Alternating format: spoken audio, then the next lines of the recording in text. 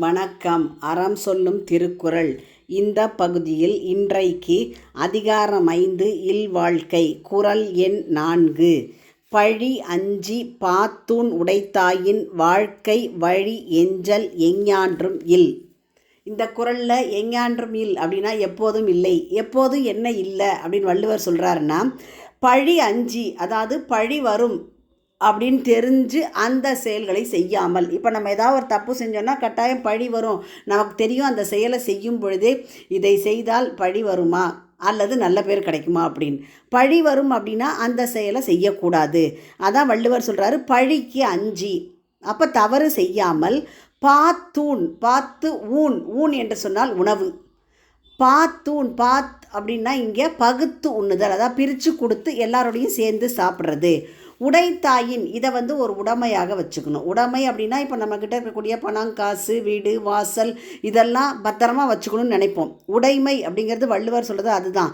அப்போ சொத்தையெல்லாம் காப்பாற்றி வச்சுக்கிற மாதிரி இந்த குணத்தையும், அதாவது எல்லாருக்கும் பிரித்து கொடுத்து நம்மளும் சாப்பிடணும் அப்படிங்கிறத உடைமையாக கொண்டிருந்தால்.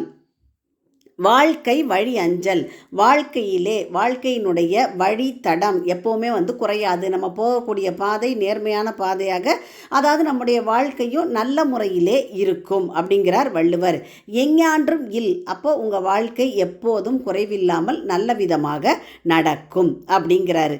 அப்போது குறளோட பொருளை பார்த்தோன்னா, தவறு செய்து பொருள் சேர்க்காமல் அற வழியில் ஈட்டிய பொருளை பிறரோடு பங்கிட்டு உண்ணும் வாழ்க்கை நெறியை கொண்டவர்களுடைய வாழ்வு எப்போதும் குறையாமல் நிலைத்து நிற்கும்.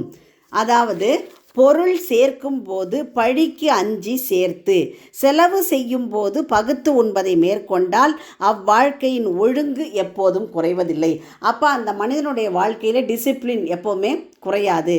இப்போது ஒரு கிராமத்தில் ஒரு ஏழை விவசாயி இருந்தான். கொஞ்சம் நிலம்தான் அவனுக்கு, ரொம்ப பெருசாலாம் கிடையாது. அந்த நிலத்தில் அவன் என்ன பண்ணான், வேர்வை சிந்தி உழைச்சான். எப்படின்னா, வானம் பொய்த்த பொழுதும், வானம் மழையை தராத போது கூட அவனுடைய உழைப்பில் நேர்மையாக சம்பாதிக்கிறான். அப்போது பழி வரும், அதாவது நம்ம திருடினோம், பொய் சொன்னோம், பிறர் பொருளுக்கு ஆசைப்பட்டோம், பிறருக்கு ஏதாவது கெட்டது செஞ்சோம் அப்படின்னா பழி வரும்னு தெரியும். அவன் என்ன பண்ணுறான், பழிக்கு அஞ்சு எந்த தீய வேலைகளையும் ஈடுபடலை. அப்போது தன்னுடைய வயலில் தானே நேர்மையாக உழைத்து சம்பாதிக்கிறான். அந்த பொருளை கொண்டு எல்லாருக்கும் கொடுக்குறான். வறியவர்கள், ஏழைகள், ஆதரவற்றோர், அனாதைகள் அத்தனை பேருக்கும் கொடுத்து சாப்பிட்டு மகிழ்ச்சியாக இருக்கிறான்.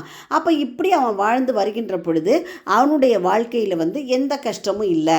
அப்போ ஊர் மக்கள் என்ன சொல்கிறாங்கன்னா, இவனை ரொம்ப பெருமையாக போற்றி பேசுகிறாங்க. அதாவது கஷ்டம் வந்த காலத்தில் கூட நேர்மையாக உழைச்சான், நேர்மையாக உழைச்ச பொருளில் இல்லாதவங்களுக்கு கொடுத்து அவர்களோடு பகுத்து உண்டு சாப்பிட்டு மகிழ்ந்தான்.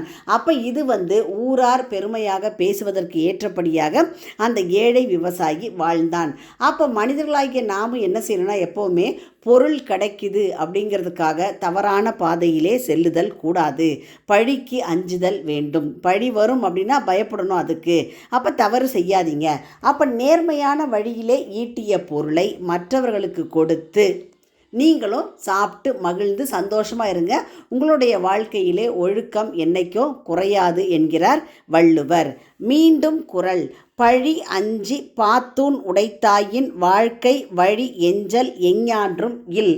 உங்கள் இல்ல குழந்தைகளின் மனதிலே தினம் ஒரு திருக்குறள் பதிய எங்கள் சேனலை சப்ஸ்கிரைப் பண்ணுங்கள். லைக் பண்ணுங்கள், ஷேர் பண்ணுங்கள், கமெண்ட் பண்ணுங்கள், சப்ஸ்கிரைப் பண்ணுங்கள். நன்றி.